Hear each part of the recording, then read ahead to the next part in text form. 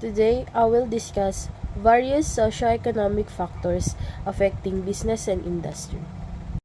Socioeconomic. Socioeconomic is the social science that studies how economic activity affects and is shaped by social processes in general and analyzes how modern societies process, stagnate, or regress because of their state of economy or the global economy. 15 factors of socioeconomics: demand and supply, marginal and total utility, money and banking, economic growth and development, income and employment, general price level, trade cycle, inflation, recession, exchange rate, interest rate, government regulations, fiscal policy, tourism, quality of life. Demand and supply. These two are the principal factors that affect the operation of the business. The demand is the will and ability of consumers to buy particular commodity, while supply is the ability of the business to provide for the demand and consumers. Marginal and total utility. Utility is the amount of satisfaction that is derived by consumers from the consumption of goods. After the continuous and successive consumption of the same goods, the satisfaction experienced by consumers starts to decrease. Diminishing utility is among the external factors affecting business. Money and banking. Banking facilitates monetary and fiscal policies that affect business and customers. Money is circulation dictates and purchasing power or the demand of the customers.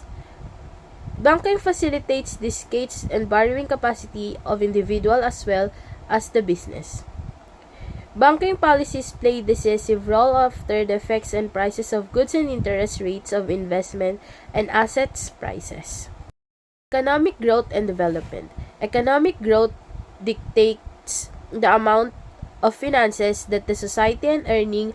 Development indicates the volume of money that is invested. Development is the most important economic factor that the business has to cater to the demands of a day. Income and employment. Other important factor that affects the operations of the business are employment density and rate of income. The per capita income and density employment determines the rate of demand, density of demand, and purchasing power of the people. General price level. The general price level of the commodities are important aspects of the economy that plays part in growth of the business.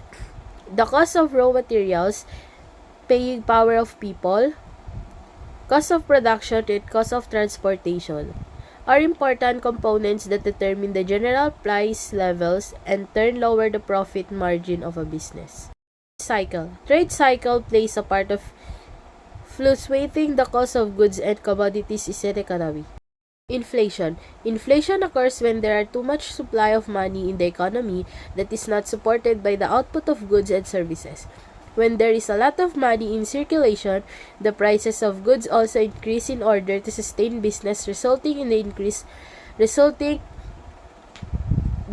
of costs and raw materials which are needed to production of goods. Recession. During companies face decrease of sales revenues and profits, during recession, big organizations are not the only one who affected by, including the small ones which act as vendors of the big companies. Small organizations find it difficult and survive during recession due to lack of financial funds or availability of loans. People may shift their preferences to affordable products. Exchange rate. The heart of exchange rates are an important factor to consider for any business involved in importation and exportation of various goods and services. Interest rate. Interest rate has a direct impact on the loans that business takes to sustain or propel their growth. The higher in interest rates business find it difficult to commit to projects that require interest rate. Government regulations. Several government agencies regulate business for the safety of man, animals, and environment. Industries that are heavily regulated, introduction of new laws discouraged. Fiscal policy refers to the government spending and taxation practices, and this has a great impact to every individual and business in the country. Fiscal policy influences the cost of borrowing, the size of the tax bill, amount of money on average consumers can afford to spend. Tourism. Tourism play vital role in the development of economic growth of the global economy. Tourism brings employment opportunities, enhances the economy of the region, and creates revenue for the local government. On the social level, tourism leads to intercultural interaction.